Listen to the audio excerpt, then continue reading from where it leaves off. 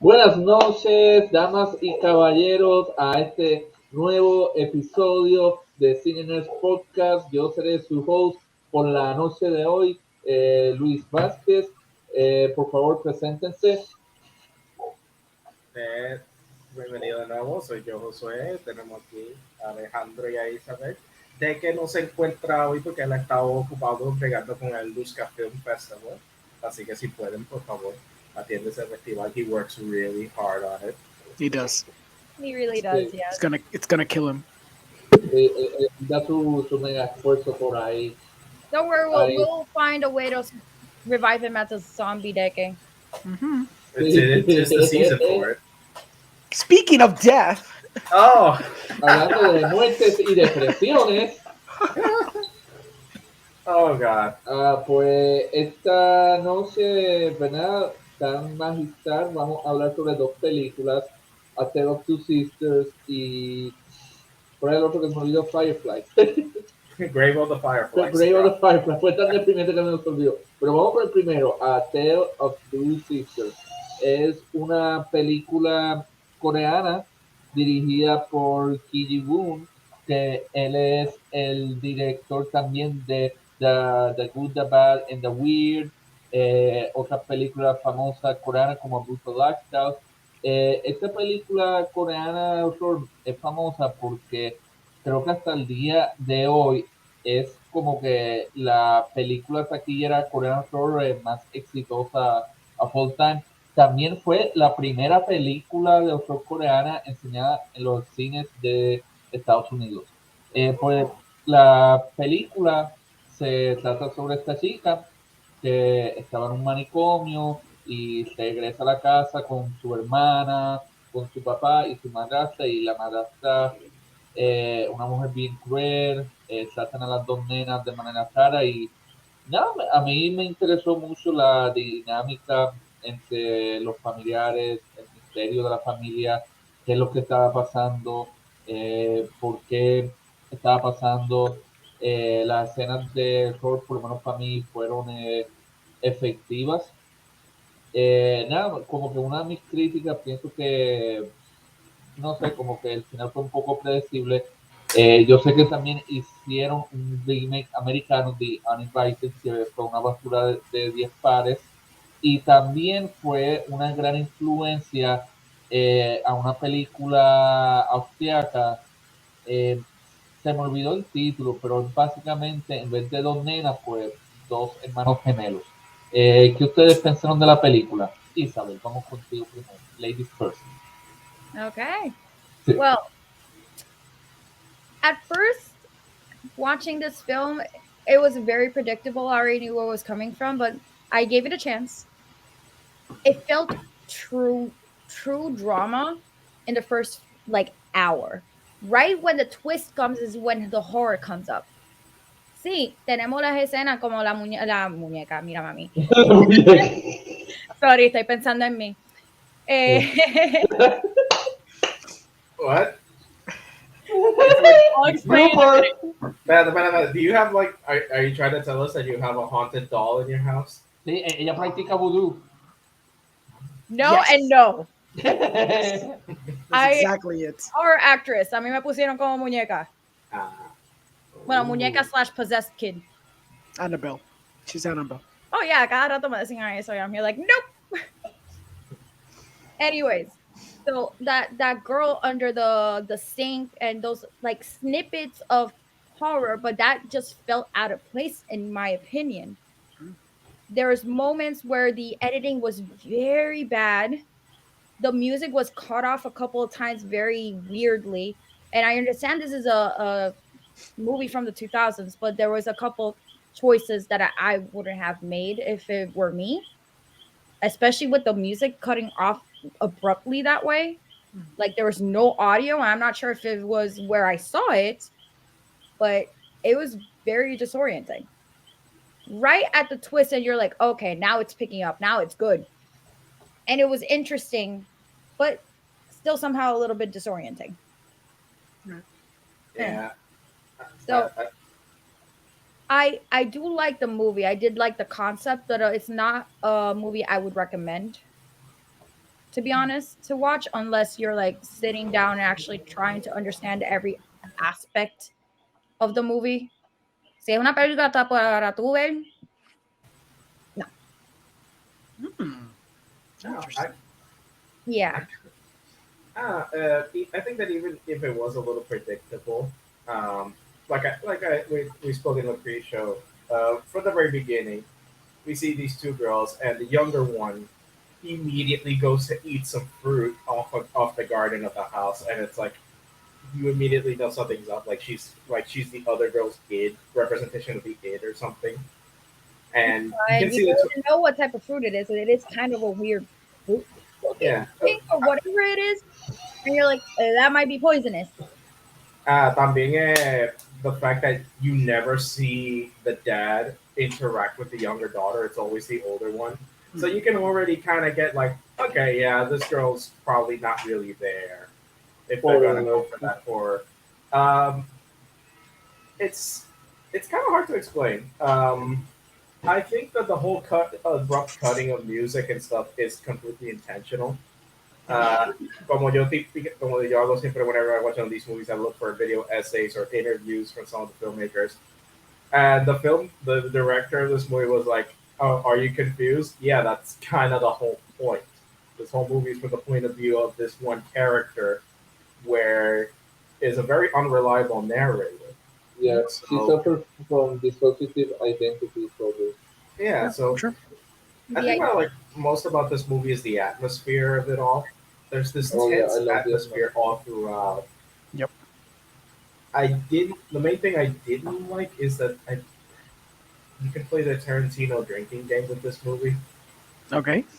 What I mean that is what that do you say that too many uncomfortable close-ups of these girls' feet. Yes, exactly. That's another thing I wanted to point out.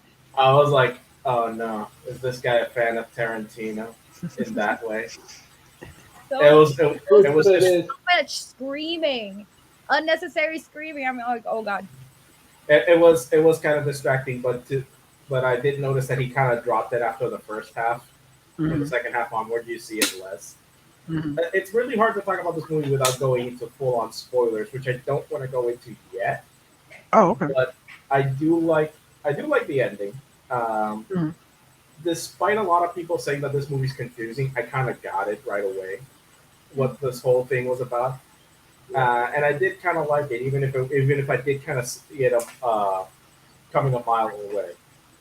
But everything from the atmosphere and the acting, even though it's a bit of a slow movie, it's a slow burn. And my favorite horror movie is The Shining, so I like slow burn horror.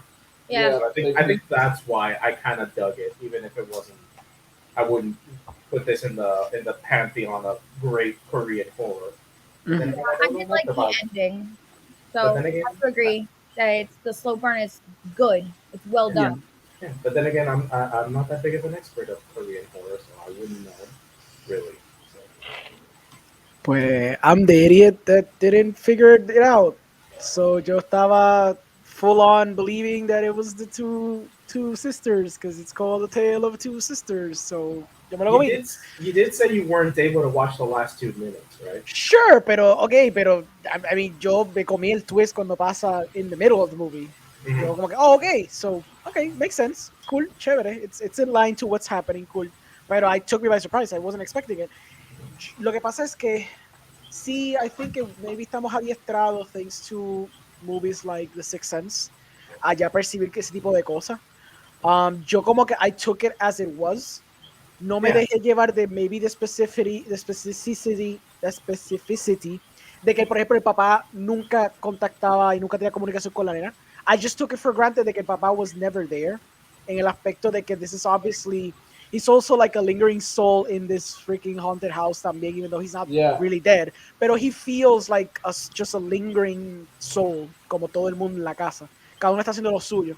Pero yo pensaba que he was just, pues, haciendo lo suyo, desasociado con la hija, porque como tiene la stepmother to kind of like pelea con las mujeres. I don't want to deal with the crazies. So, por eso es que yo pensaba que ese era el approach de, por eso es que yo como que lo tomé por cierto, de que pues si el país no relaciona con ella es porque no quiere bregar con la nena. So it took me by surprise. It was really well handled. I'd say the only criticism is the usage of music. I like the music. Siento que era un poquito too on the nose en cuestión de que dictaba cómo se supone que te sintieras en la escena, as opposed to just letting the scene kind of just happen. Pero está bien, no culpo mucho porque el director, esta era de sus primeras películas. So I understand que también, pues, to you get your footing, yo vi también como que, yo vi la otra que él hizo, la de I Saw the Devil. So I understand this man grew a lot de la película que acabo de ver a I Saw the Devil. He understands tension, he understands how to build tension y cómo lograr estas caracterizaciones tan complejas. So aquí es como una versión cruda de lo que el tipo evolucionó a hacer. Yeah, I like the creepy atmosphere, como tú dijiste. It's very minimalistic ese approach al horror, como dijo Bells, and I appreciate that a lot, porque pues, a veces uno tiene que ser tan bombastic sometimes and there's no need. Like, it's it's a creepy. movie. Uh-huh.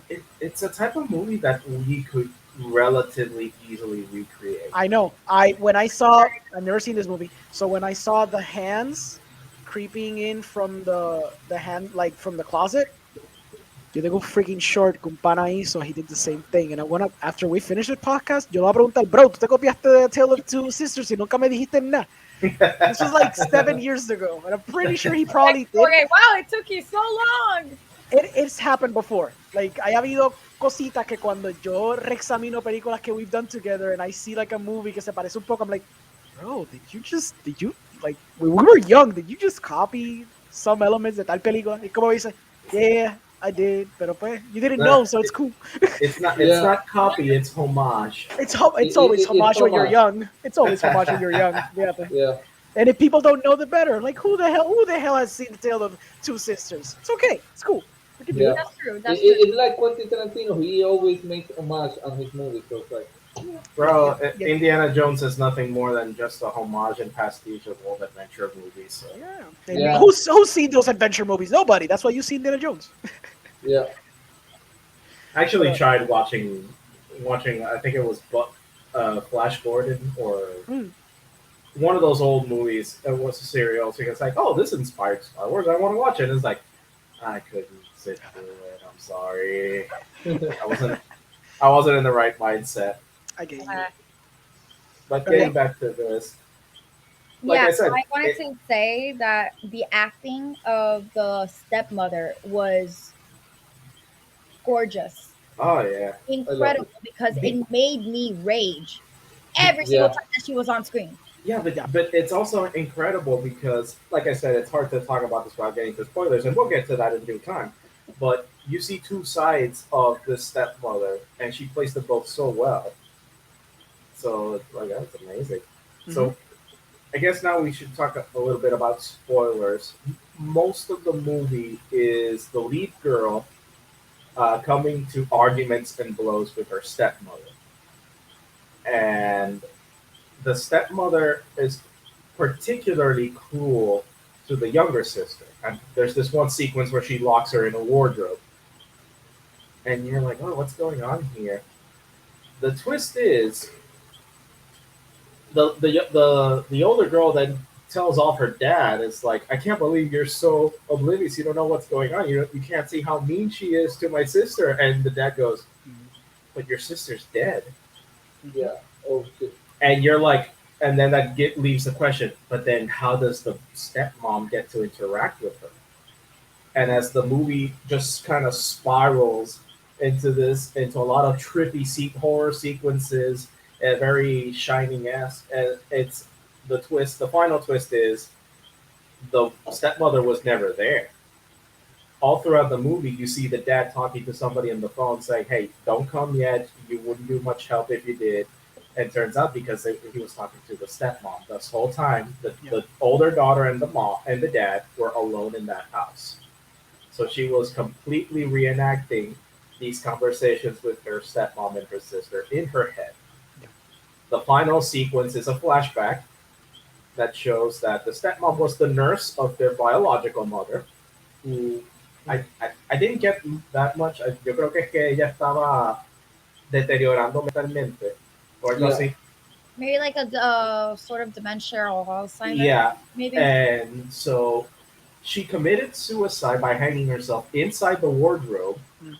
and the Daughter's, youngest, yeah, the yo- that was what I was like, completely jaw dropping. Like, the youngest holy daughter, shit. startled, tries to untie her mom, but that just causes the wardrobe to fall on top of her. Yeah. And the stepmom sees this, does nothing, and the older sister, doesn't go to see her little sister in the bed because she has another argument with her stepmom and just leaves the house. Mhm. So you can infer that this whole situation that she created is a manifestation of her guilt Yeah. and her resentment towards her stepmom because she feels that, por su rivaldía que tenía con ella, nunca no estuvo lo suficientemente pendiente a su hermana y su culpabilidad por no poder salvar a su hermana de una muerte, very preventable death. Yeah. Sí. So that's ultimately what it was. And I was like, oh shit. So I was like, okay. It's not this big bombastic thing, but it's ultimately such a small, very real thing. Yeah. But Yeah, I think it earns it at the end.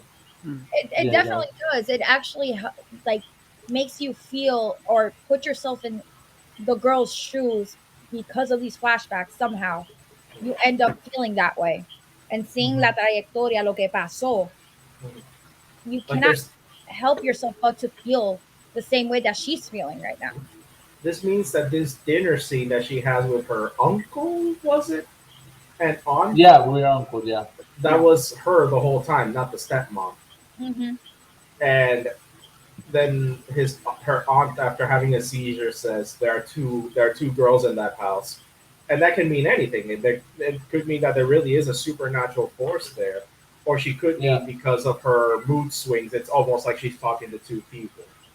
Yeah. So Definitely.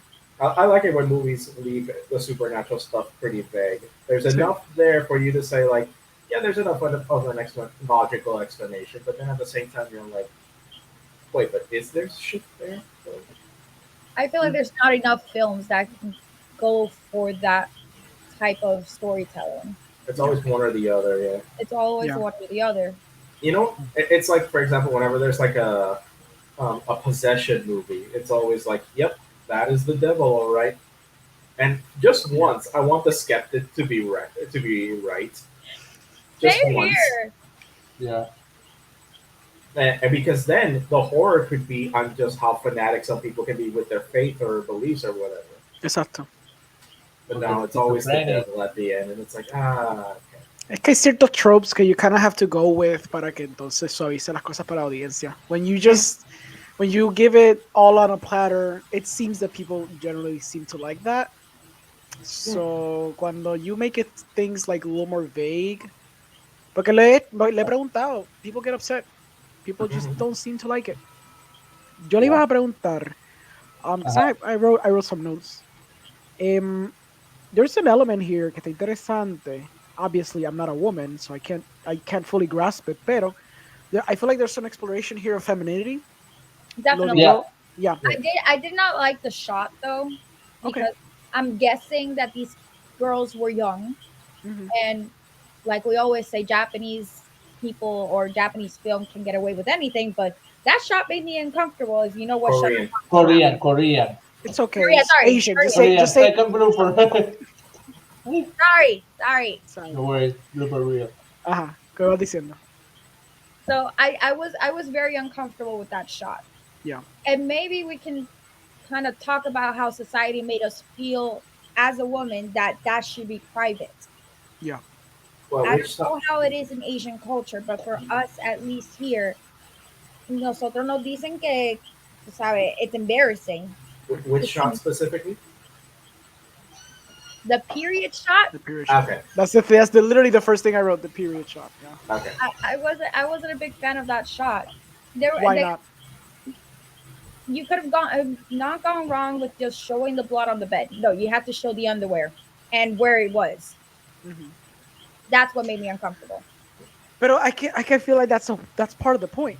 It's to kind of like push it to that boundary donde you feel uncomfortable de algo que it's so I natural. guess, and it did well with that. Mhm. But in a point, I do agree with you that it does have that level of femininity Mhm. that they're trying to show to us. Sí, sí.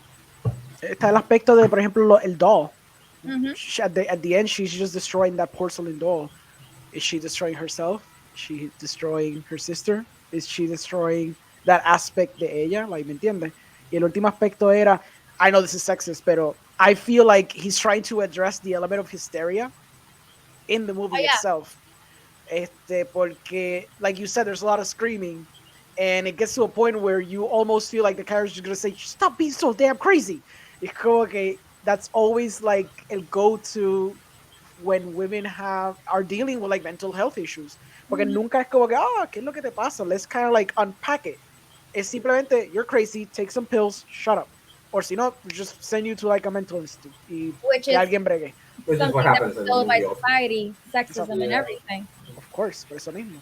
So, por eso digo que, what do you guys think about that exploration? Because I thought it was very interesting. It's very subtle. Um, no sé. Y también de growing up, there's also like a childlike element to the movie. Obviamente, de parte de la que es más joven y todo eso. Uh-huh. You could argue que la stepmother Yeah. sticking her in the closet también tiene algún significado que tiene que ver con eso de que like force you to grow up because you can't be a child anymore. You kind of have to be I more was adult. thinking more Yeah. forcing you to grieve properly, Okay, that's good. I like it. completely forget, because yes, we're gonna miss the loved ones that passes away, but we do ultimately have to move on with our lives.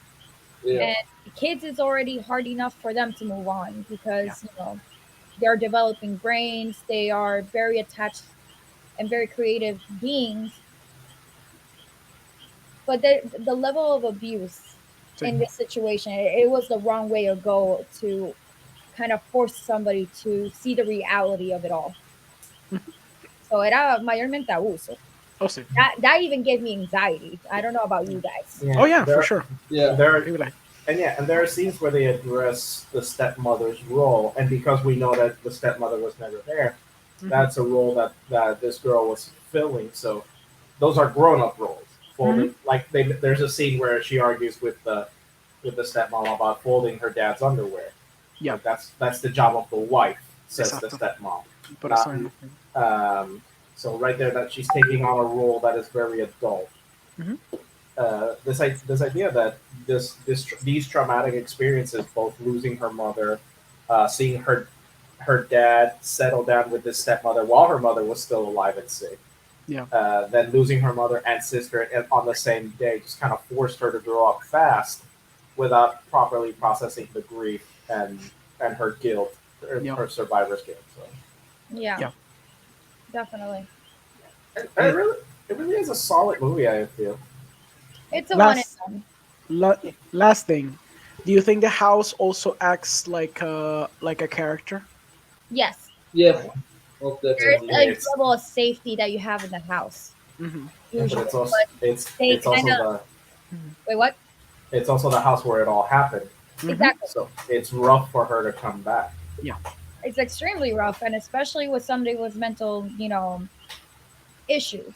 Hmm. Like going back to the same place you got sick, it's not going to be good for your mental health. Claro. Pero yo pienso que sí, es un character aparte porque houses have a way of keeping memories. I don't know if Yes, you it does. guys see it in the way that I see it. Oh yeah. Yes. Yeah, And I agree with you 100%. Just like if in The Shining.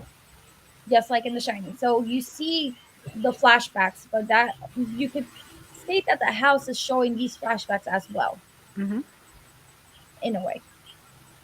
And I feel like it's a character that wants to seek justice por las injusticias que pasan. Hence why the house acts at the end of the movie to so the girl can properly address her vengeance upon la stepmother. Definitely. Yeah. Lo digo también porque es que fue que And el it's at a level of imagery. safety. Yeah, por Level of eso. safety. So they're showing a more practical, more visual way of Mhm. what a house could be for us. Sí. Es que the visual that stuck out to me fue cuando creo que la stepmother estaba caminando por la casa and one of the floorboards when she stepped on it, it started bleeding. Yeah, That shit stuck. Go that shit's really clever. So it was a really good shot. hmm Like I said, there was some shots that I really did like. Like there was a couple of them that were, I don't know, it's like a fast paced situation. hmm Like if you were running, hmm I really like those shots for some reason. yeah, yeah, I That like the really one. stuck to me as well. I like the one where she's walking through the woods to the tool shed and she looks behind. yeah. Because yo crecí en el monte. I used to have moments like that all the time. Yeah. Algo bien simple. And the movie wasn't that expensive. I think it was like a 1 million, like el budget, tú sabes. Era Yeah, algo bastante relativamente cheap.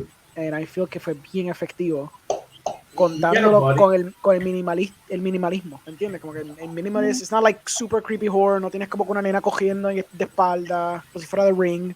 They didn't have to Yeah. go that way. Like lo más bombastic in terms of visuals es cuando tenías la muchacha como que más o menos flotando and shit right before the period scene.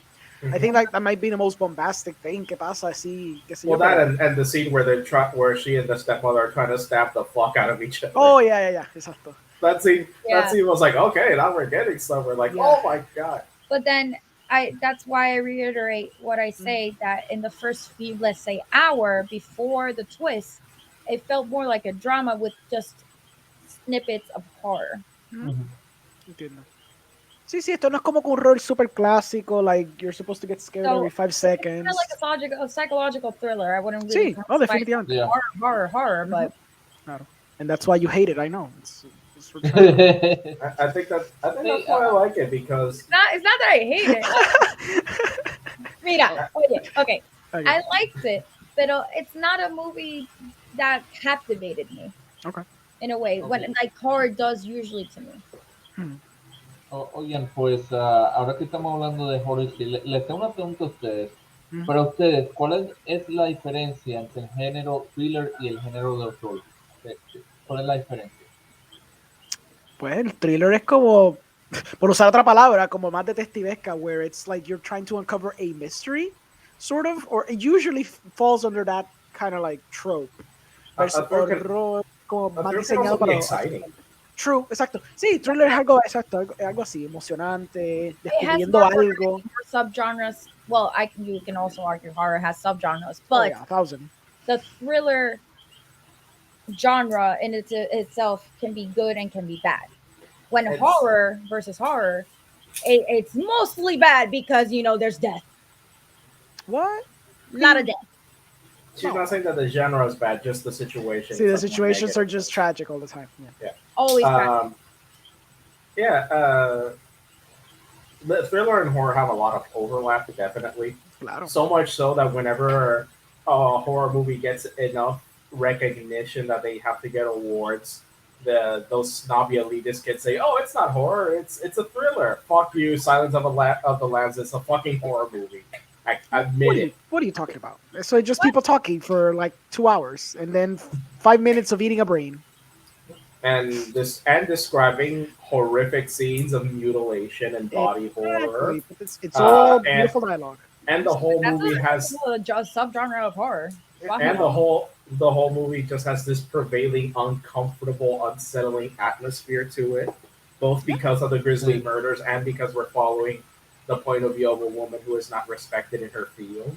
Just like comedies usually are. Yes, go on. Yeah. What? You really like pushing buttons, don't you, huh? What? Of course, that's how we get that's how we get the good stuff, the juicy the stuff. good stuff. Although, but sometimes when you're pushing buttons, you just get, instead of getting us riled up, it just gets us confused. And we talk. Yeah. You're totally right, es verdad. Porque nunca se le da ese recognition. I feel que es porque como que a lot of people en ese tipo de ambiente just see horror as like schlocky.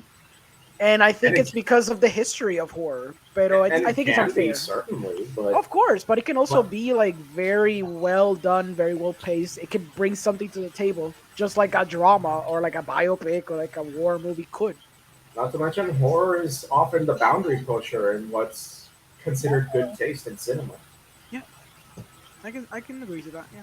I also agree with that. I mean, we can mention Saw for once. That's one that pushes boundaries like freaking Plus, crazy. plus, Yeah, it's horror movies are such a good window into the society where they came from. Mhm. Yeah. definitivamente. Like a Serbian film. Oh God, no. Oh, estamos You ahí, walked into papá. that one. I was thinking of stuff more like Invasion of the Body Snatchers and how they represented the fear of Oh, communism. I see Okay, what you're okay. like a ¿Sabes lo human centipede. Say, I see where you're mejor going. película que he visto en mi vida, mano? I would like to one day dissect one specific movie that everybody really doesn't like Okay, in Ajá. horror, and that's Human Centipede. Yo I odio like esa it. We película. dissect it. Wait, I like it. Please don't make me watch that. No, no, no, yo no te voy a forzar a ver Yo eso, ya pero lo I'm saying I vi, like it. peor película que he visto It en was mi vida. interesting, but I would like to dissect and understand Wait, it peor more. película de horror que tú has visto en tu vida. Sí, The No, Human Centipede. tampoco así. No. No, That's peor, when peor you en know qué it worked. sentido. Wait, That's no, when no, you no, know no. it worked because he Like, was comfortable with it. exactly, because I feel like it's uncomfortable. It's not like strictly It's a a body bad horror. movie. That's the point. Yeah, exactly. For Okay. me, it's a bad movie, pero nada. Oh, so it's a generally bad movie. Is it Yeah, badly done? badly done, por lo menos para mí. Wow, that's When it comes fascinating. to the scenes, when it comes to like The what? the Not editing, the writing, the acting, the lighting, the use of music, for me, it was all terrible. The Human Centipede was Wow, that's terrible. fascinating. fuego, espérate. Para mí fue una mierda de 100 I pares. can literally mention like 5 horror movies que yo vi in my teenage years that are just worse, so much worse que The Human Centipede. But at least we can There are all a agree. couple that are Oh, right okay. now that are worse than I Human. know, por eso es que Ah, digo. At least we Okay. can all agree Dale. that the best horror movie of all time is Tira. Uwe Ball's Alone in the Dark. Uwe Boll is a true master of many things, especially nothing.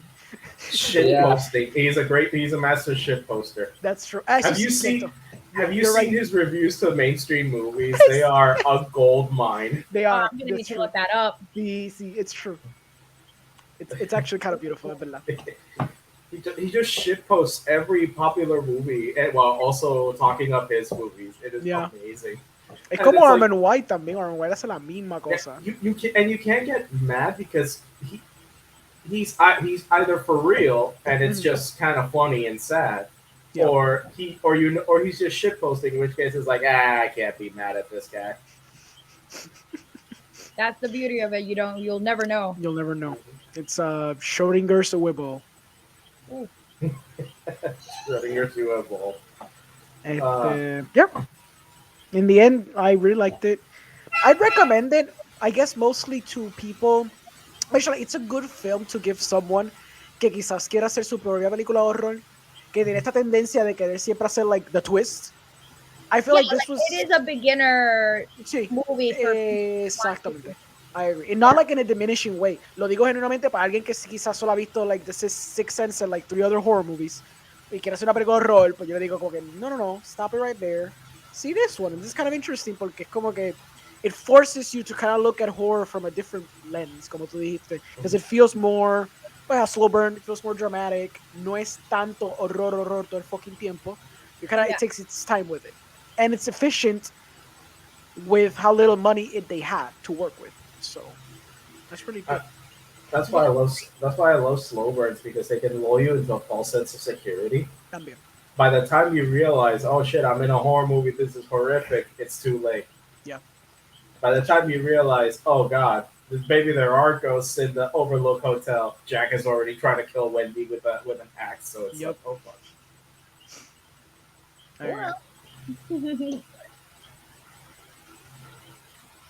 Okay. Pues ya terminamos todo lo que queríamos decir sobre A Tale of Two Sisters. Faltas tú mismo porque tú no me has dicho nada. Oye, pero yo dije al principio mi opinión, que a mí me gustó. No, Muy bien, elabora. Elabora. Okay, Queremos que elabore. No, pues sí, para mí fue como que un poco weird, random, esa escena de que vienen los tíos y ella está como que, tú sabes, stepmother hablando de una manera bien exagerada y después al final we were like, ellos estaban como que no, eso nunca pasó, y es como que se encabronó ahí de la nada. Buena actuación de ella, pero no sé, como que esa escena yo lo noté un poco raro en mi punto de It was vista. very uncomfortable, which I guess Was made the it intent. point. That was the Mhm. intent. Yo creo que esa was the Okay. intent, ¿verdad? Era como que delving deeper into the crazy or the el psychosis que ella tenía, porque remember, en este aspecto, it should be noted que terminó siendo la arena. So that could Sí, be la terminó nena siendo la haciendo nena. todo este revolú. And she's Yeah. just picking and choosing events that either happened or did not happen. Pues And quizás now el tipo that está we know mintiendo. what happened at the end, well, now we know what was the trauma. Exacto. It's even worse, actually, even more uncomfortable because they Mhm. know what happened. Yeah. Sí. And it deals with the aspect of memories y remembering things that are uncomfortable in your childhood. Y lo está echando en cara de una forma que you would feel uncomfortable if you were that guy, which that was the whole point también. Por eso el tipo está como que, no, that never happened. Y yo siento que ese no, that never happened was more like, cállate la fucking boca, loca, what the hell's wrong with you? Yeah, the dad just seems detached and just kind of a dick in general. Oh, yeah. Completely Yeah, detached. definitivamente, sí. Which you can also say that he's also dealing with his own form of grievance.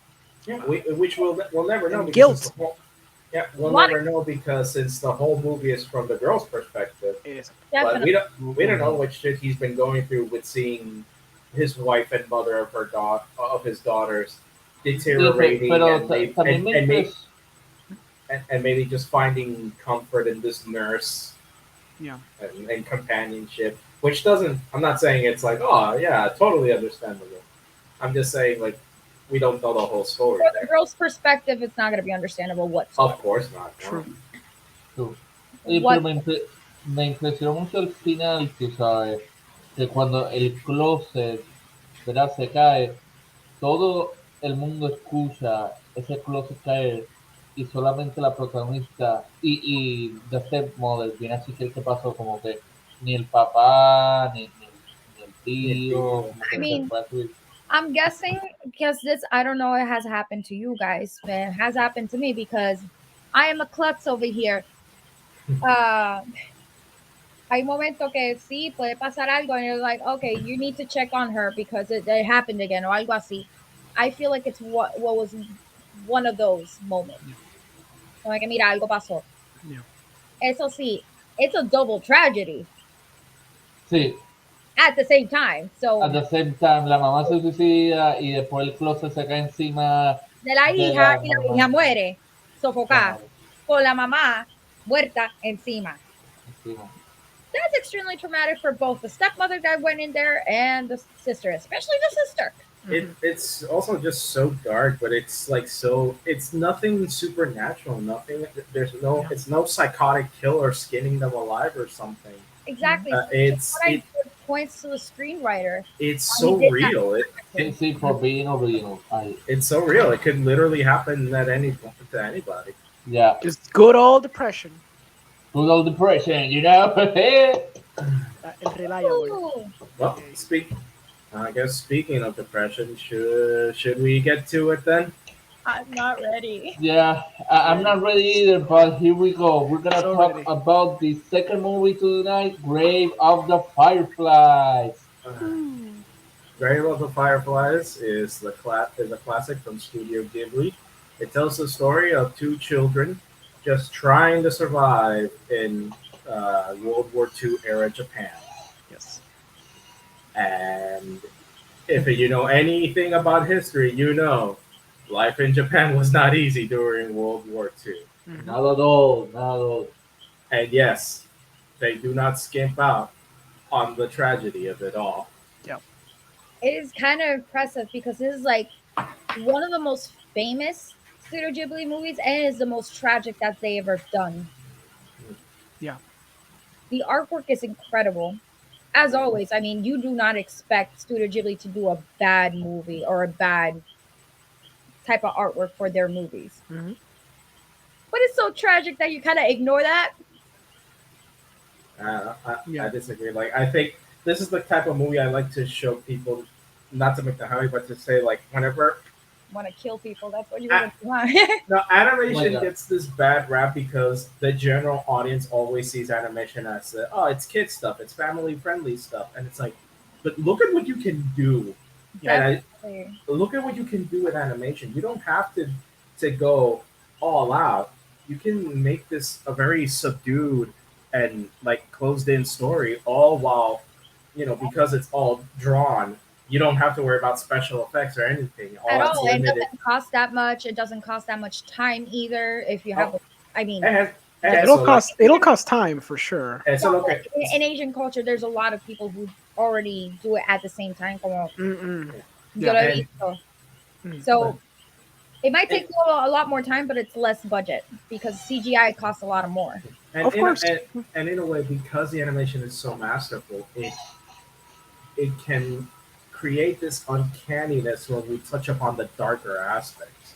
Mhm. Uh, it's just, especially for the time, it was so much more efficient to show the starving child's body in animation. When back then the effects for showing a skinny child probably wouldn't have held up as well for today's standards, especially in Japanese cinema when it Mhm. didn't have the Hollywood budgets. Yeah. And, and of course, because it's animated, you got full control on how these characters react, how their expressions are, and it's both beautiful and dark and tragic, and but it really is one of the greatest movies I never want to see again.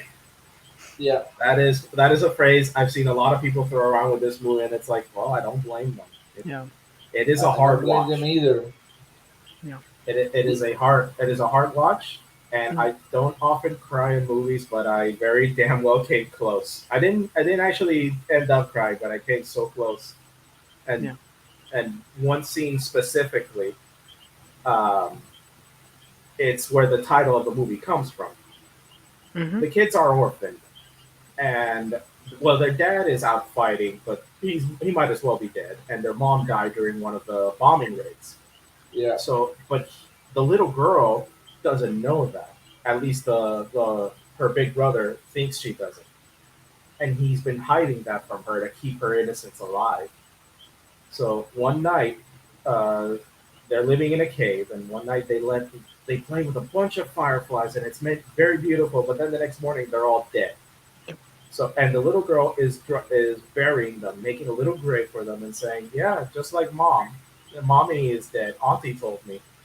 And then the voice Just dies. Yep. just breaks down because he failed to yeah, protect that bit of innocence, and Yeah. it's like, I felt that. Yeah. I'm the, It was oh, extremely raw, that scene. I knew you were gonna say that scene because that one was I, that kind of. that's the scene that got me, but that's because I'm the provider in my household, and that is like a real fear that Mhm. that I go through of not being able to do what you're supposed to, Yeah. and that just got me. I was like, oh, fuck. Even more so than the ending. Everybody cries at the ending, and it's like, yeah, it's a really powerful ending, but it's this scene, it's the grave of the firefly scene that gets me. Yeah. Oh. Everybody wants to give their review. Okay. yeah. So for Somebody. me, yeah, this has been easily the most depressing animated movie I have ever seen because everything that transpires throughout this film is just, people getting injured, people getting murdered. I mean, the when we see like the mom heavily injured with all the bandages, oh my god, for me the animation looked incredibly real. I felt that. But also, I have to praise the voice acting of the boy and the girl. Their voice performances felt, it felt here in the fields.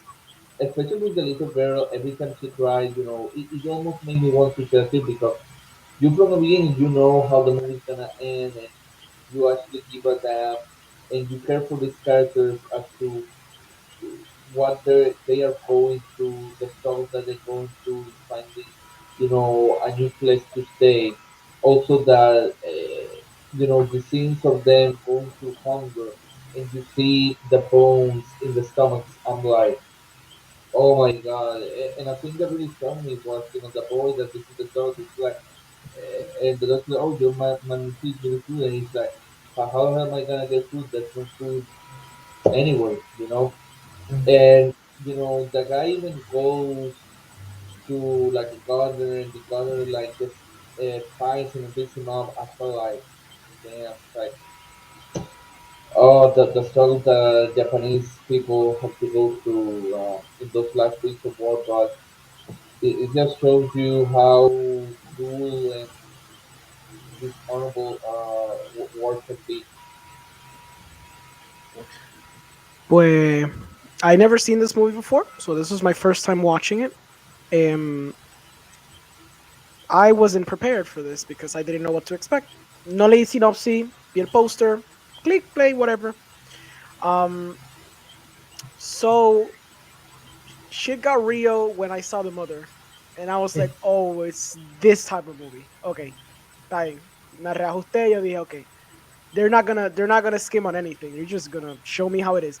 Because in the beginning when the kid kind of falls and dies, you está bien, but está bien, fine. Okay, so you're doing like the whole thing of beginning at the end, whatever, cool, está bien. Pero it was like the shot of the mother and how visceral that fucking looked.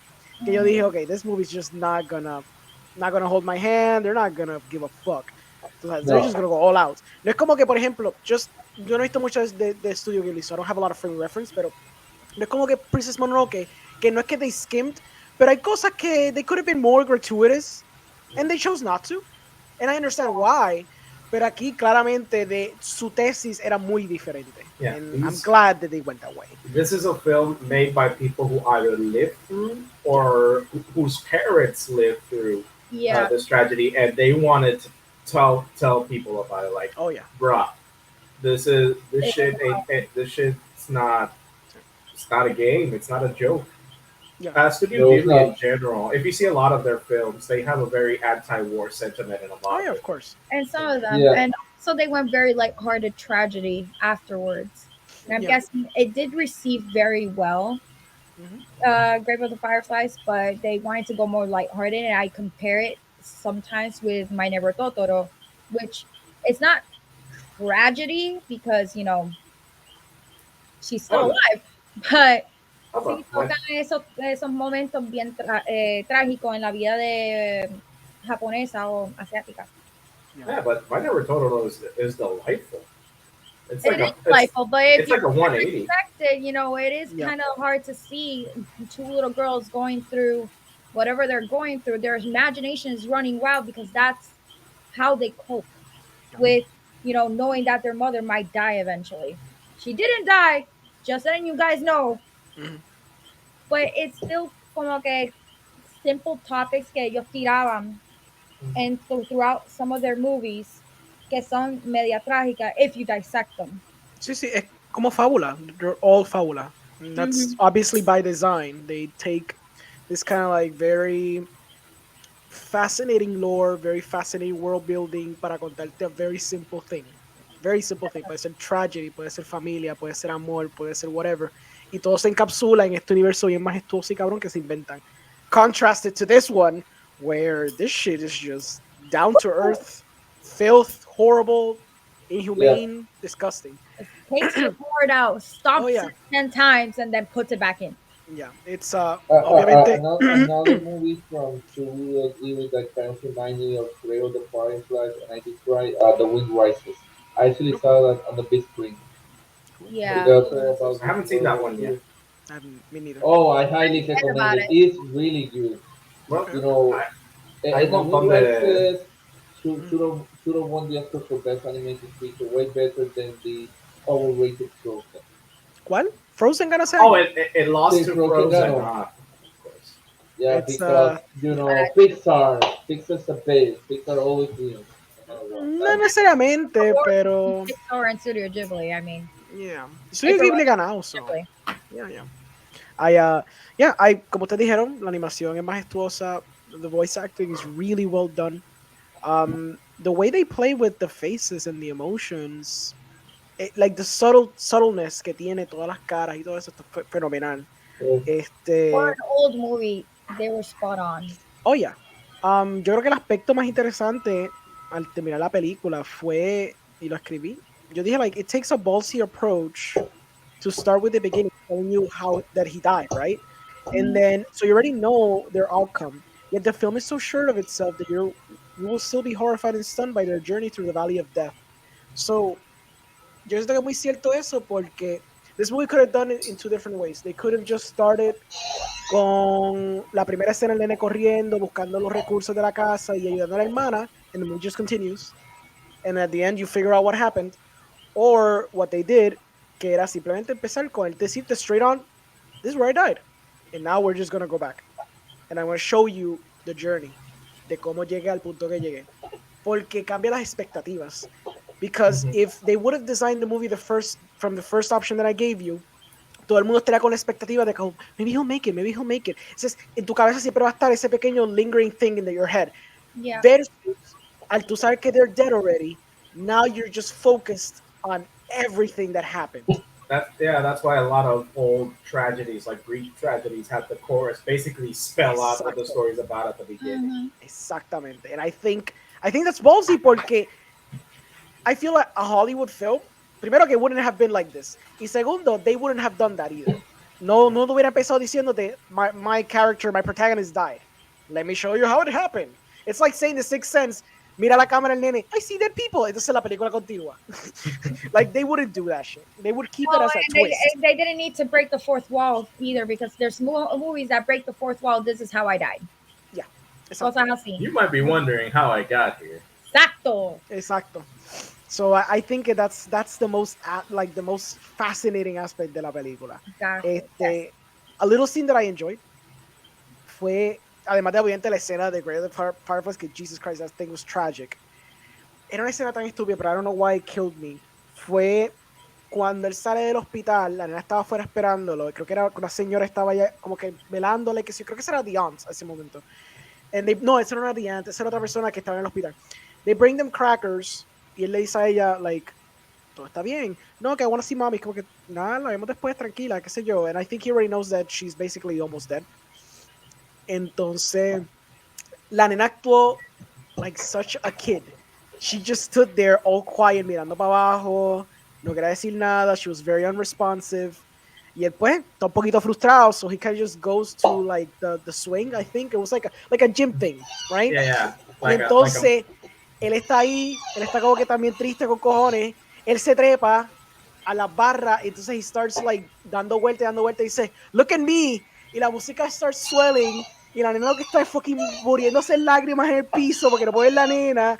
And the fucking kid is trying to cope by trying to make the sister happy. And look at me, I'm already freaking crying because that is so freaking sad. Y con la música bombástica, mientras la cámara like panning away, corta la próxima escena y jódete con lo que pasó. And that shit was freaking horrible. That kills me. That was such a good scene. Studio Ghibli is like really good at little details and nuances like that. Yeah. Just these little things that adds to the animation budget, but they add it because it's just one of my favorite little details in Spirited Away. There's just this scene where the girl puts on her shoes, and they actually bother to show her like tapping her feet to the ground to make sure que se acomode, stuff like that. It's they pay attention to those little nuances. Definitely, they pay attention to a lot of detail. That scene you mentioned also reminded me on My Neighbor Totoro. Because that movie is, like I said, it's kind of a 180 because it's a lot more delightful. It's cutesy, but it does follow these two little girls, and one of them is like a toddler around the same age as the one from this movie. Yeah. And she does do a lot of very kid-like behavior like that too. The screaming when she screams at the soup fairies. Yeah, I like the bit where she sees the little soup fairy and she thinks she's just staring at it like a cat. Yeah. And it's like, I've seen kids do that. Shit, I have vague memories that I used to do that. Yeah. Or that scene que ella está en la barriga de Totoro. Totoro screams and she just screams right back. Just like a little kid. It's cute. It's just little things, you know, okay? But they really pick up on that nuance, like you said. And this movie is so relentlessly sad. And the closest thing I can think of on a Western animation are Don Bluth movies. Like An American Tail, which is a lot sadder than we remember. The first Land Before Time, but even then, those movies have happy endings. Sí. So at least you have that to fall back on. This does not. It's like, es una cuestión de sensibilidad, además de que como está ese anti-war sentiment embedded in the film, porque es como que el americano me está freaking explotando. we did it. We like people here in the West glorify war. Y granted, they do it in this Japanese movie as well. They do kind of like glorify war un poco de parte de la gente que estaba en la guerra o cuando they surrender, como que alguna gente were like Propaganda. ashamed de que they Right, because they're surrender. showing more of those recíprocos de También. war que afecta más a la gente alrededor, no a Mhm. las personas que están in war. Yeah, Yeah, Or that's we true. never see the soldiers fighting. Never. It's No, all in the no. point of view of the civilians Exacto. and what they're going through. Mhm. Y eso mismo, con toda esa intención de decir, mira, like, por tanto que glorificamos la guerra, because even the kid kind of drinks that Kool-Aid. He's like, yeah, I went to that parade, Exacto. and that was great, man. We're gonna kick their butts. And then it's like, at what cost, though? Yeah. Mhm. Porque es que está viendo a su padre como el héroe de la historia, ¿me entiendes? So that's why he's thinking como And que, oh, it's, when he finds out that his dad is probably dead, he gets so mad at his dad for it, Yep. too, because it's like, I guess because that his dad coming back and fixing everything was also one of his last hopes that everything is Mhm. going to be okay. Yeah, and for that to be crushed. Man. So, what do you guys think about the aunt? Do you think she's actually the villain? Uh, I had a debate about this yesterday. Look, the thing is, I'm sure there is a lot of cultural things that I am not fully aware of. Okay. But she is always on the case of the kids because, oh, my husband is serving the country at his job, and my daughter is studying, so she's going to grow up to be somebody in this society. You kids don't do nothing. You're. She's basically treating them like leeches. Básicamente, pero en ese tipo de cultura siempre ha sido así. Yeah, and it's like, and it really is. Y lo hacen con toda esa intención. They're not. They're showing it raw like that because they're showing it to us, the audience. It's like, well, what do you think? Yeah. This is the truth that a lot of people live, and you see it in a lot of propaganda films in the West too. Like, buy more war bonds, support the The troops, troops. and but at the same time, it's this mentality that it's like, have a heart, lady. They're orphaned. Ooh. His Okay. like this kid doesn't even have a school, but at the same time, the kid is also at fault because he's too proud to apologize after leaving the house. So he could have at any time gone back. La Dia would have chewed his ear off, definitely. But at least they would have had a roof over their heads and food, aunque sea un poquito. Sí. It's and there really is. I don't think this movie is pinning the blame on anybody in particular. I think the movie is just saying these are the very real tragedies you see in a wartime setting, and that's why war is so tragic and pointless. Yeah. It's less. It's not so much about like, oh, look at this, look at his aunt, what a bitch. It's more like, no, man, this is some of the shit you can expect to see in this kind of situation. How Mhm. we handle it can all be contributing factors to this tragedy. What do you guys think? Bells or Louis? Um, I didn't call her much as a villain. No, not Mhm. really. I mean, the villain was the war itself because again, it's an anti war movie. I mean, yes, and but I do have to disagree Okay. in a way. Yes, war is part of what tragically happened, pero familia es familia. Familia de supone que esté ahí, no para Mhm. insultarte. Entiendo que la cultura es así para allá, pero she did not play her role as an aunt. She did not Mhm. play her role as the person in charge of these kids. Yeah. The only thing that she did was insult them and mistreat them. And that's why they left. Mhm. Ultimately, she was the villain Mm. in that I tragedy. try. I like it. It did bring my blood to a boil when she saw them leaving, and she's like, "Where are you going?" And they're like, "Oh, we're leaving. We don't want to be a bother to you anymore." And when she asks them, like, "Where are you going?" "Oh, we haven't decided yet." A responsible adult at that point would probably would have said, "Don't be dumb. Stay here." But she was just like, "Oh, okay, bye." So But if that were the case, if mm, it took that other turn of yeah, you should stay here. I'm sorry that I insulted you. Esto, esto, esto, lo otro, the kids would have still be alive. hmm. But And I mean, and that's just a glimmer of hope because this is a very tragic story. Okay, Lo okay. que puede pasar, muchas cosas pueden pasar, pero por lo menos podían sobrevivir por más tiempo. I feel you.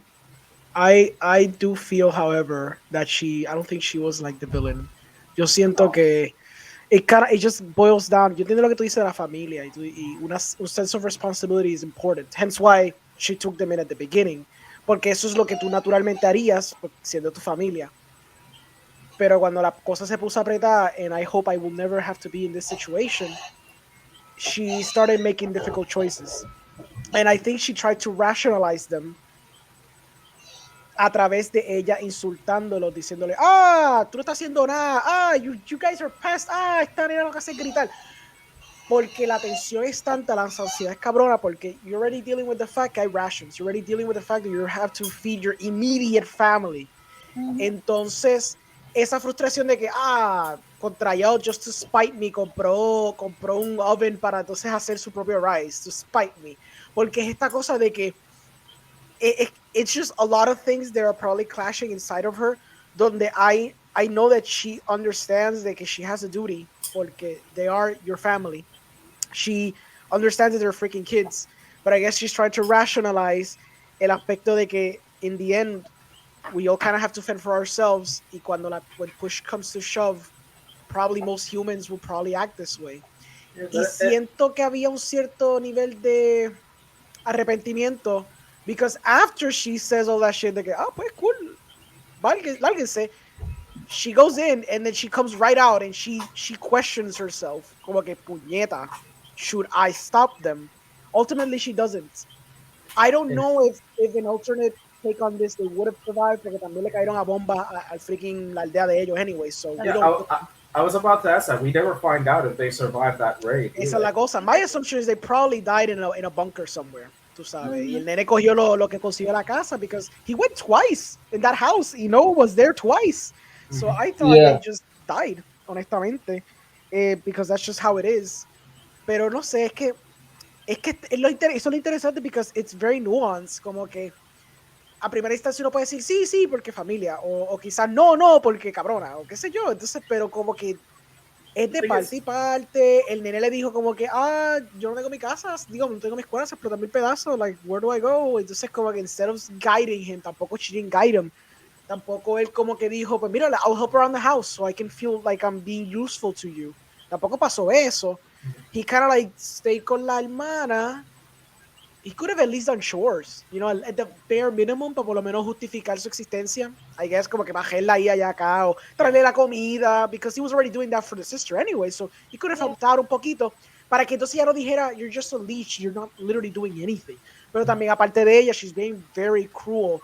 yeah. Exactly. She could have thought about it a little Es bit como different. que es un Yeah, montón, sí. that's my main problem with her ultimately. Like, there's this scene where like the dad and the sister get rice balls, and they only eat like a porridge, Yeah. and she's like, and she chastises them instead of explaining, no, mira, ellos están trabajando, they're gonna need more nutrition, trabajando allá. She's like, how dare you ask for rice balls? You do nothing for it. It's all on how you explain it, especially with children, True. Yeah. and that is a very authoritarian like parenting technique, which También. Sabrina Yohi and some of the animators and writers were working through some shit when they También wrote estás en la this. guerra, so there's this sense de que también hay una ansiedad envuelta.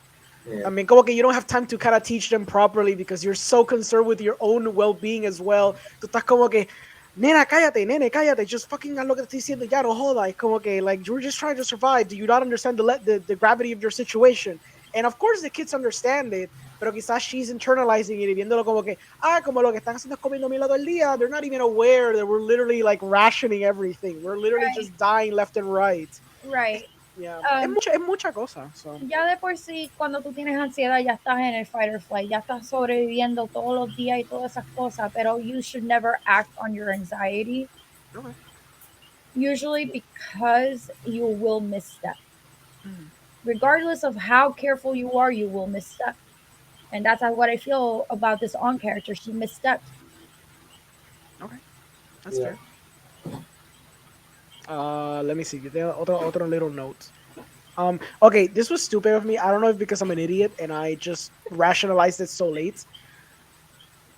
I figured out halfway through the movie que los fireflies que están in the afterlife are the fireflies that just die in real life. Yeah, Yeah, yeah. I didn't rationalize I that I, until I, la I escena. agree 100%. Yeah.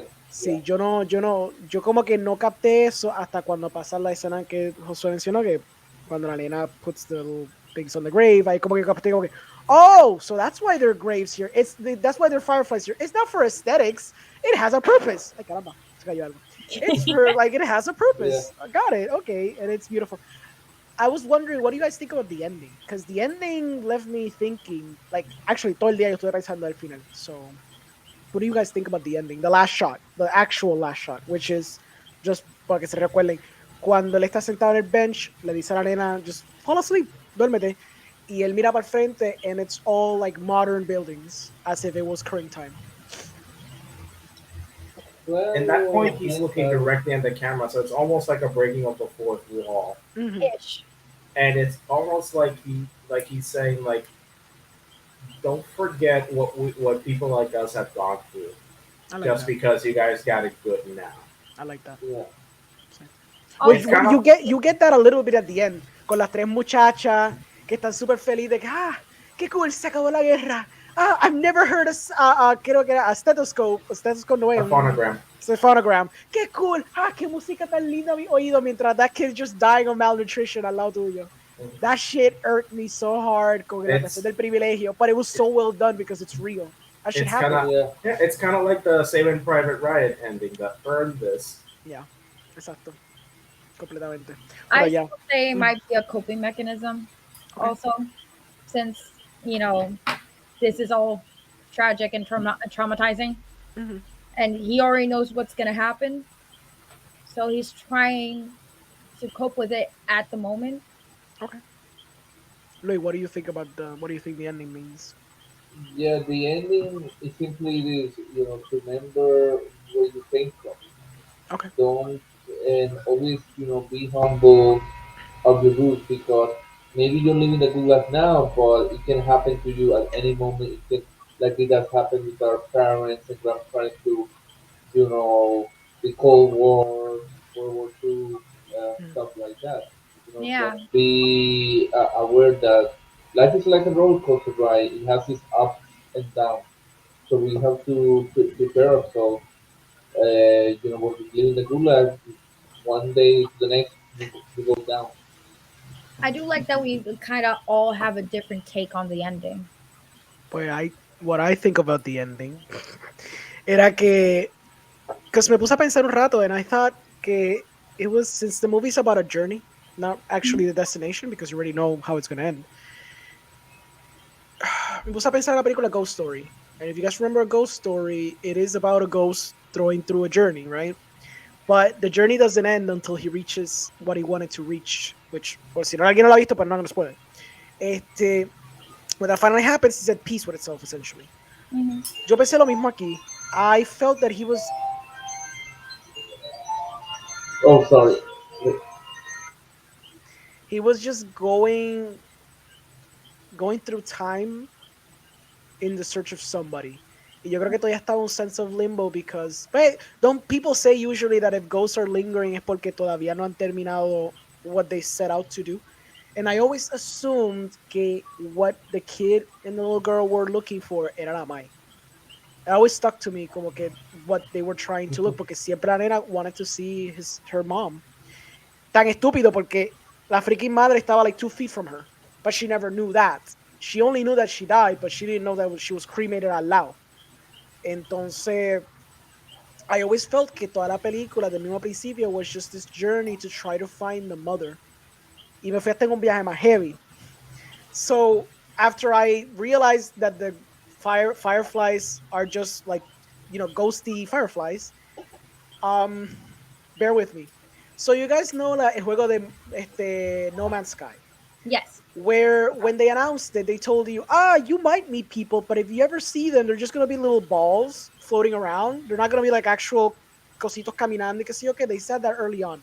Que si tú alguna vez ves a alguien, va a ser just una pelotita, which ended up being false, but whatever.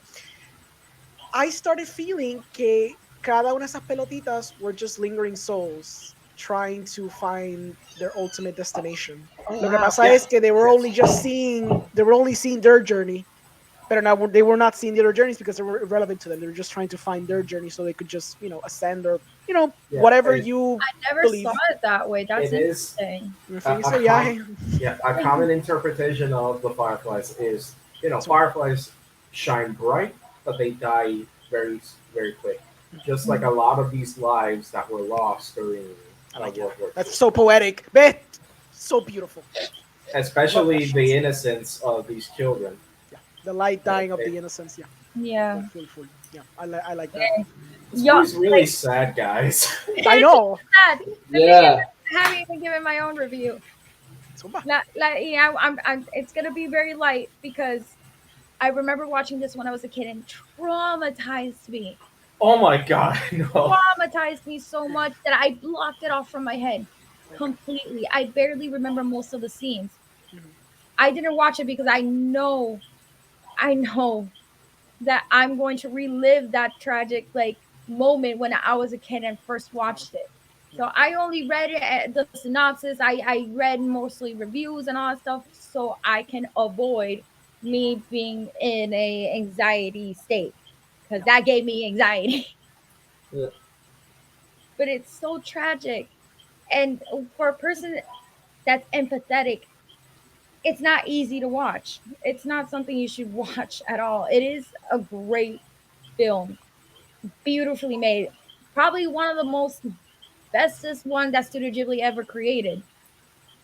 But it's Very not for the important. faint of heart. Oh yeah. It No, is it's not. not. No, we ain't. No, we They do ain't. not hold back. Not. And Just hasta ahora mismo yo lo siento como que kind of building up like, oh God, no, I'm remembering and flashbacks. just Oh no. just scenes like the scene where they're at the beach and then they see this body and he's Yeah. trying to get it like, don't look at that.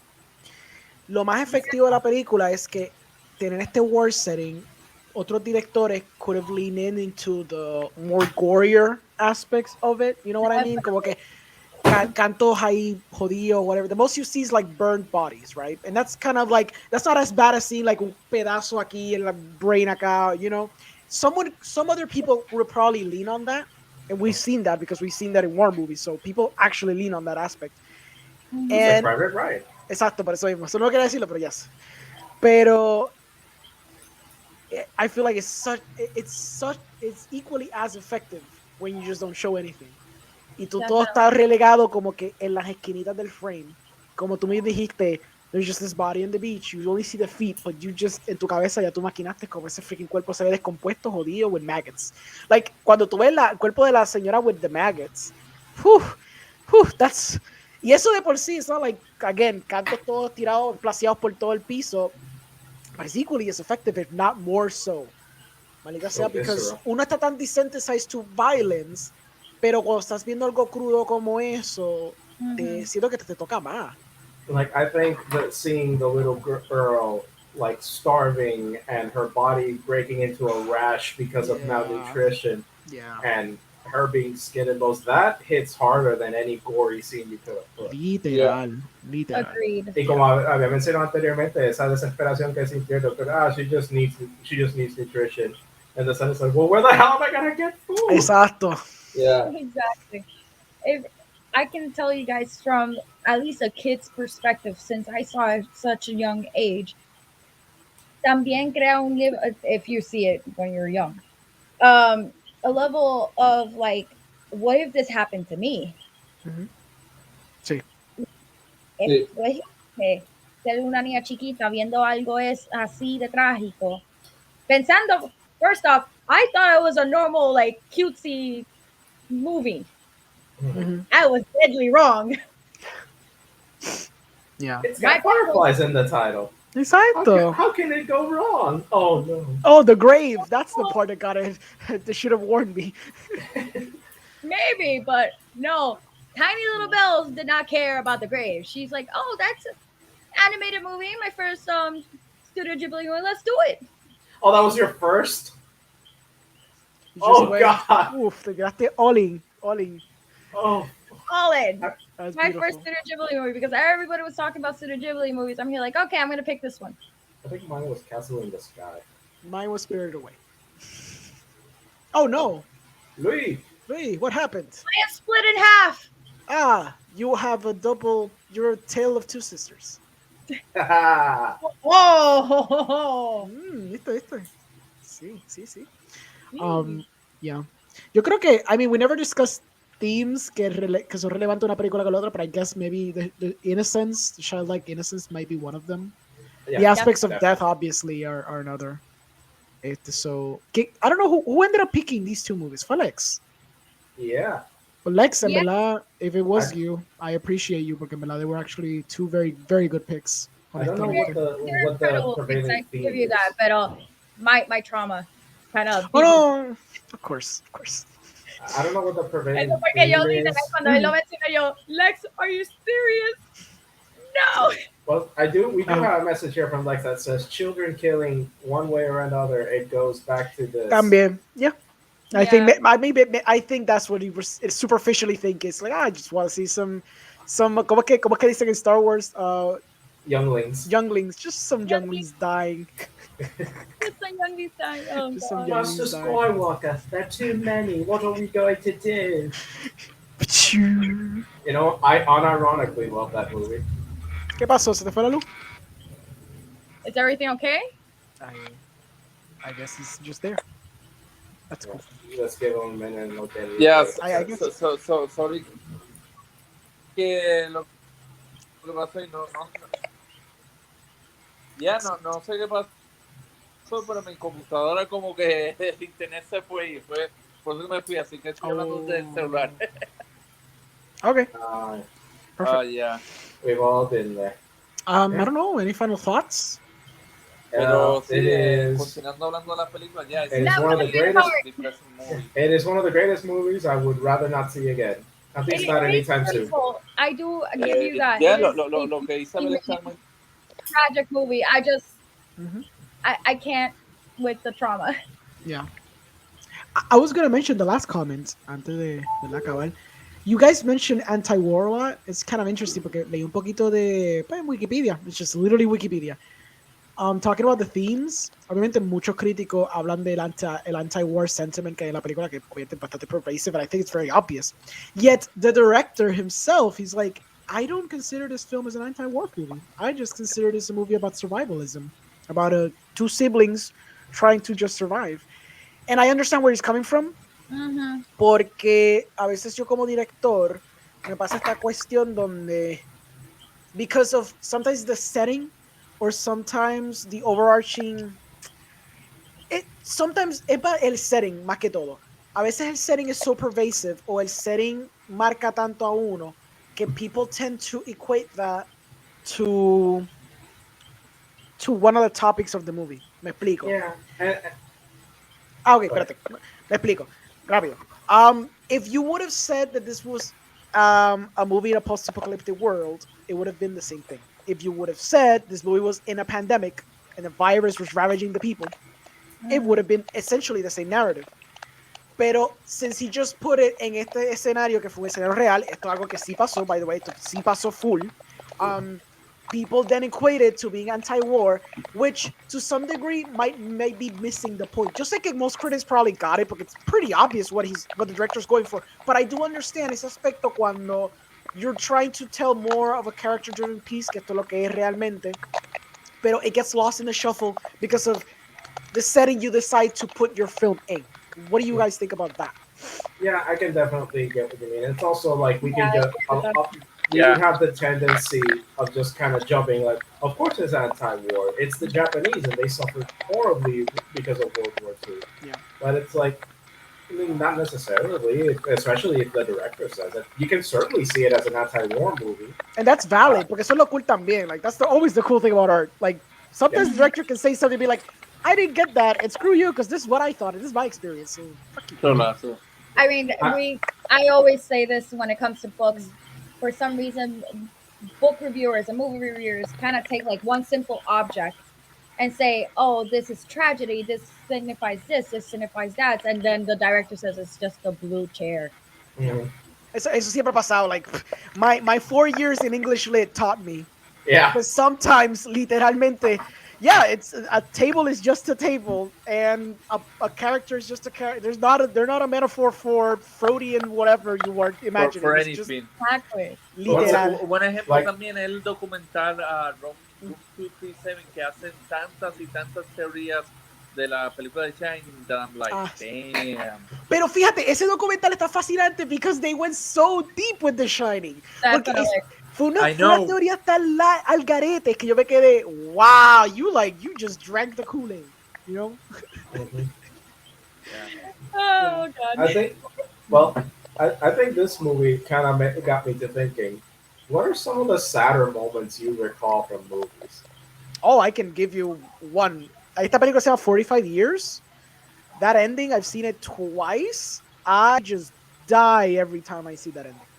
Ese corta negro con el contexto de lo que pasa, no quiero poner nada, carajo, pero el contexto de todo lo que pasa just gets me in such a horrific way que I just die ese corta negro, porque primero que todo es un perfecto corta negro, y segundo, just the build up to it and what the character does, me mata. It's such a simple action, but it's just so powerful. So that's one of them, right off the bat. For me, usually Land Before Time and Iron Giant. Ooh. Yeah. I would go with An American Tale. American Tail also is a Like Nice. again, it has the advantage that it has a happy ending. Okay. But man, do you suffer to get to that happy ending? Ah, the worst of the Land Before Time is that the whole time, like this little mouse, he's separated from his family, and there's so many sequences that at the end you see that his family was right over there. So if you Yep. just looked into that direction, they would have seen each other, and it's like, oh no. Yeah. yeah. And well, Iron Giant is self-explanatory. If you guys haven't seen it, well, Why? It's just Yes, just I a robot have. and a kid. It's having fun, adventures. Childhood. You stay. wait. About time. The last scene with the father gets me cry like a bitch. That was Lex. Yeah. Yeah. No, but like I said, no, of course, beautiful movie. I would say for me, Les Miserables. Which one? There's a couple. The last one? The musical one with Anne Hathaway and Hugh Yeah, they're Jackman. all musicals. Les Miserables. Okay. Yeah, the most recent adaptation. Let me See tell the you, Tom it's- Hopper one. The Toby Hooper one. Tommy it's Hooper. sad. The one that, you know, say what you will about the movie, but it was such a hit that they said you can do this again with Cats, right? Oh, chacho. No.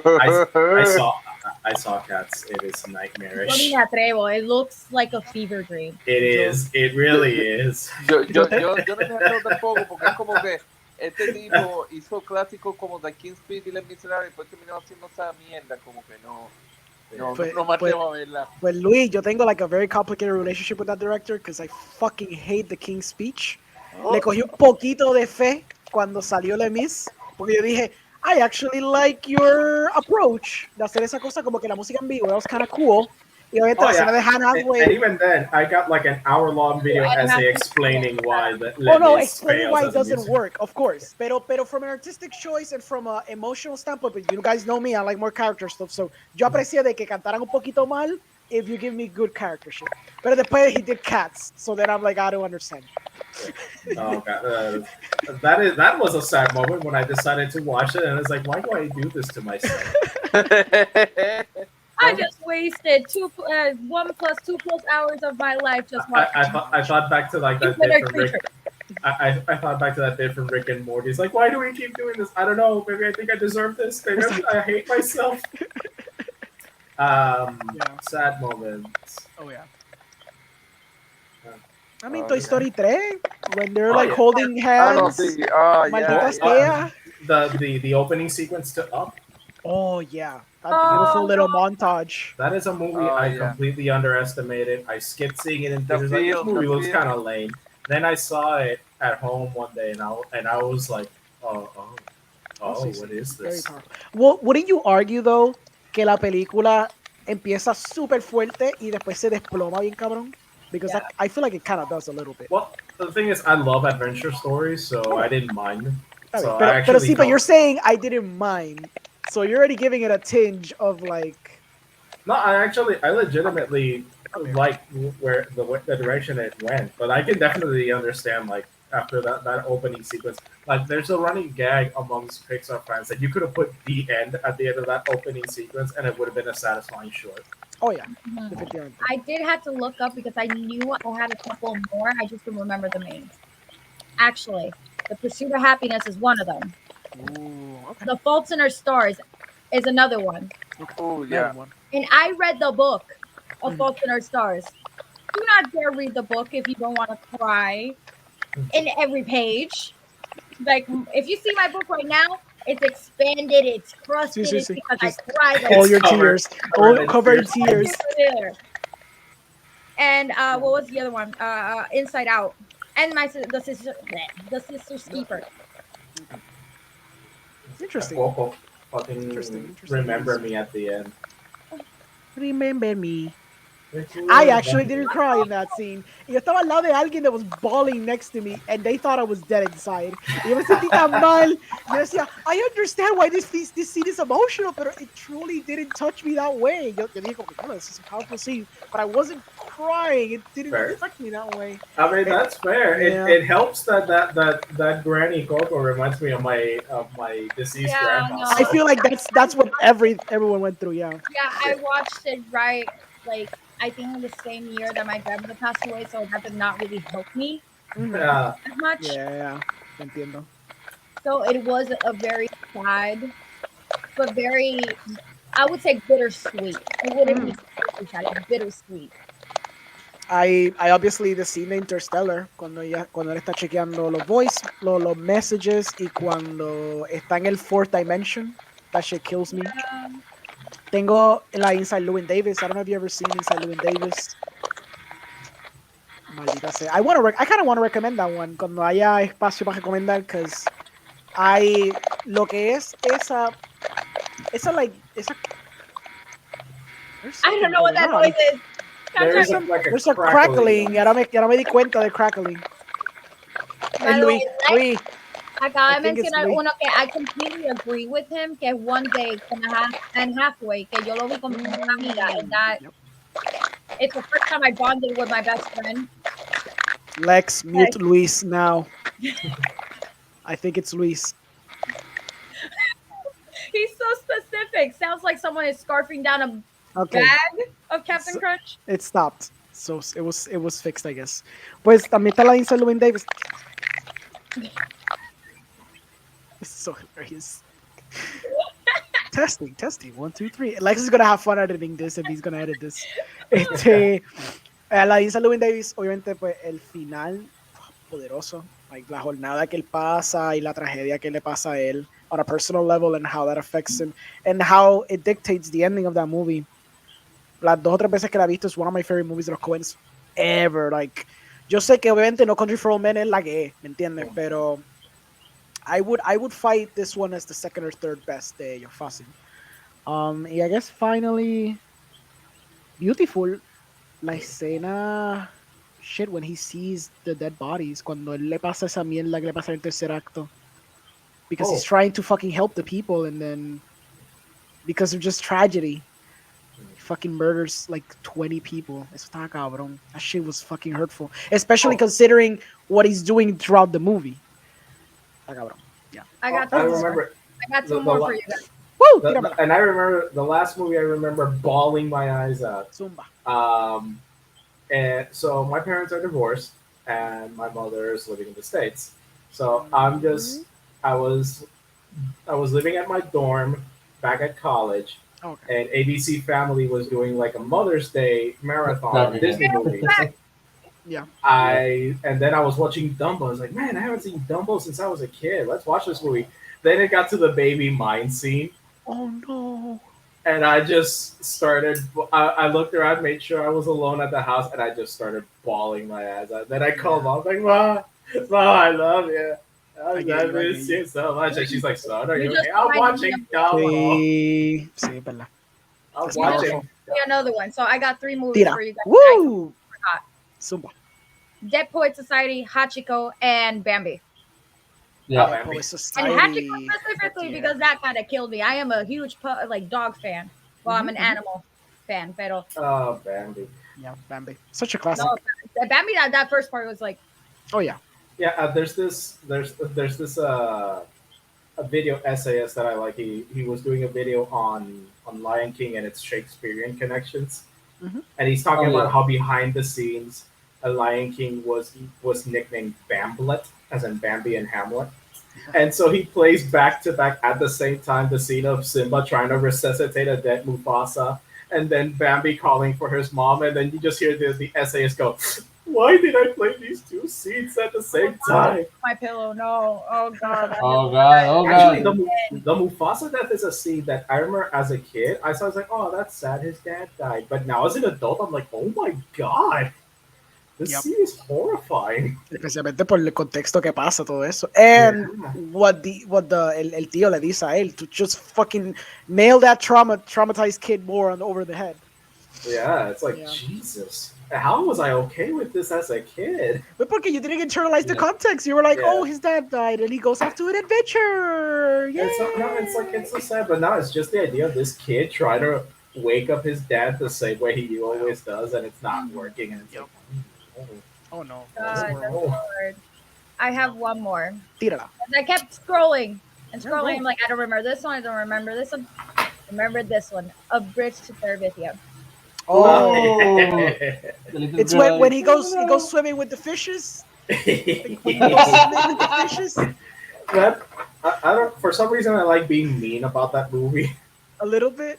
Está cool, Mi pero hermano that está shit took me, why. it took me by surprise más que todo esa escena. Because I was It's not expecting that shit to happen. When it happened, I was like, whoa, this took a This took a turn. This Like took a- a turn. Oh no, damn. Qué fuerte. Pues mira, Okay. tengo una última más. all the ones that I've cried, but this is the reason why I don't watch that many sad movies because I don't like crying.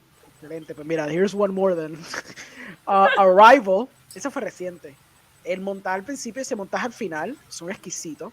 That shit, this whole idea of a mother willing to go through pain again because they want to live through the happy moments with their daughter. I'm like, ay, ¿por qué? Just choose to be happy. Why do you do this, Amy Adams? You have the choice. The old man from ya que la vimos recientemente, the old man from the Shawshank? Shawshank Redemption. Oh, I knew you were yeah. gonna mention it. Yeah. Horrible. No. Apparently, there's a scene in Green Mile that's even sadder than that, which has kind of put me off from seeing Green Mile. I'm like, Ya hace oh, no, años que no la he visto. I don't want to see that. Yeah. It's a good And movie. it involves a character No, played by pero Michael Clark Duncan, an actor I miss terribly. is fucking sad. I'm sorry. ¿Cuál? And Amazing. it The involves Mist is sadder than the Santa Redemption in the oh yeah, to but me. let's see the Mist, that ending. That ending is very shocking. Yeah. Ballsy. Ballsy ending. For an Yeah. American film. American film que estuvo en cine ahí los otros días, ¿me entiendes? It's kind of ballsy.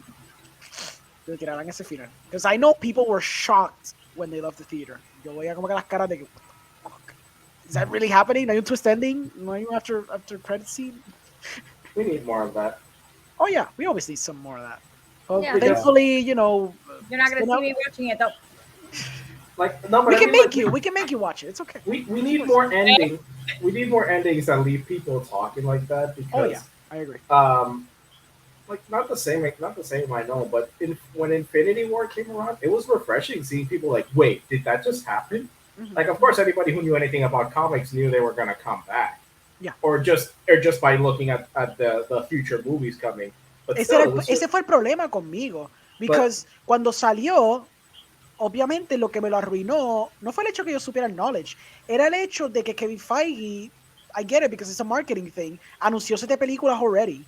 Ujú. Eso fue lo que a mí me frustró. So I completely agree contigo. Era una cosa de que ese ending fue tan impactante, fue tan bueno, pero within the social context that we lived in, totalmente fue destruido y arruinado para mí. I know that kids in the future will be able to enjoy it because they don't have that context. You can be like blindly showing them one movie at a time, so they won't know. So cuando pasa eso, they're like, "Mommy, Spider-Man died for real?" It's like, yes, he's dead. He's so dead. Yes. He's never coming back. And this is the last movie you're gonna see.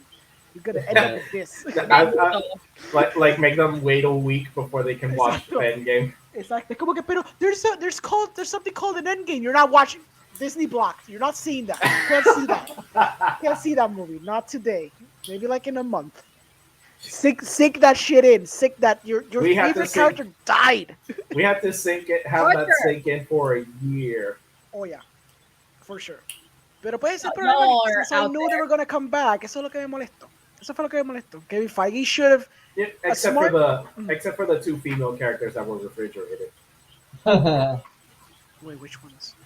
Gamora Infinity War, tú dices. and Infinity War and Endgame. Everybody comes back except the two women that got refrigerated. Es que como Loki no Gamora, regresó. Por eso me quedé Gamora como- and Ah, verdad, Gamora. Right. Pero es que era because of the, the context of the Soul Stone shit. But I get you. Yeah, Your that's sacrifice bullshit, was but that's a nothing. discussion for another day. That's fair. Yeah. Sí, verdad, that's fair. Sí, mi gente. Bueno, creo que ya hemos llegado al final de este episodio bien interesante. Yo era su host, Luis Andrés Vázquez. Me pueden seguir por Instagram, @LuisAndrésPotter. Si les interesa la poesía, pueden comprar mi libro Amor en tiempos de pandemia bajo mi seudónimo Roy Smith. Lo pueden conseguir en versión física o digital en Amazon y pronto estará disponible en las librerías de Bookstore. Isabel, take it away. You can find me on Instagram at Libros de la Bruja, or you can find me in the Haunted House Soul Scream if you guys want to get scared this weekend, next weekend, or in the other weekend in November. Not necessarily other weekend in November, el jueves y viernes. Yeah. But if you guys like horror, if you guys like getting scared, we're that house. Just come by, and you'll probably see a little girl running around trying to scare people. Are there spooky, scary skeletons there that There's send many shivers down my spooky, spine? scary skeletons. There's Is- many. But the song though, is the song playing? Fíjate, yo no estoy segura si el DJ ha puesto esa canción ya. No es por nada, pero if somebody would be running at me in a skeleton costume while that song plays, I would be freaked out. Yeah, Just like, why are you chasing me? This is a time for dance. And it gradually gets louder and louder. Oh yeah. There. No, whew, horrifying. I agree. Yeah. Okay. So yes, me. Pues me puedo seguir aquí with you guys, CineNerds. Every other Tuesday. Digo, it's Saturday. Jesus, it's Tuesday. Yeah, Saturday. You can also find me también en After School Club. También me puedes conseguir en The Movie Guide los martes y jueves, donde discutimos lo que vimos fin de semana y temas especiales. En mi propio podcast, Cinemas Podcast, donde el último episodio que yo hice fue de Halloween Kills, where we had a nice little discussion de como 2 horas y media, dissecting a little bit of the movie, dissecting the franchise, dissecting some of the themes que vimos en la película. Estuve con un chorro de panas míos que son cineastas, so it was a nice conversation. Además de eso, también con John, the Big Boss 117PR, me puedo conseguir con él en Subtitles Required, where we analyze like international films, y también Cardboard Cave. Pero beyond that, you can just Google me, Google my name, because I make movies. Shit, I ruined it. There we go. And I don't do anything besides this podcast. Once this is over, I'm going to go to my room and just weep uncontrollably because of the sad, sad movies and scenes that we were discussing. Beautiful. Yeah. And then I'm gonna work on a last minute costume for Halloween. I'm probably just gonna put a yellow star on a black t-shirt and put it on. Hey, I'm Steven Universe from the final season. I could put I like on it. contacts on you, and that would be it. Ooh. Contacts Yeah. for Steven Bueno, Universe. bye bye. Adiós, buenas noches. Peace I'll out. show you guys later. everyone. Bye, guys. See ya. Man. Bye.